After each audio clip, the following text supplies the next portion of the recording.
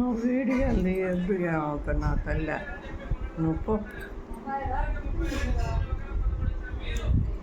వడదేగిపోద్ది పని తింటే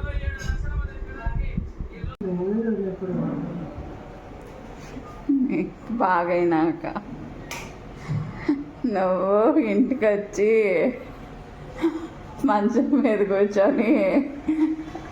అదే కూరగాయలు కోసేదాకా కూరగాయలు కోసిస్తులా కూర్చొని బాగైనాక అప్పుడు దాకా అమ్మ తొందరగా తిని బాగా వెట్టగట్టి చేదుంటే కూడా ఏం కాదు.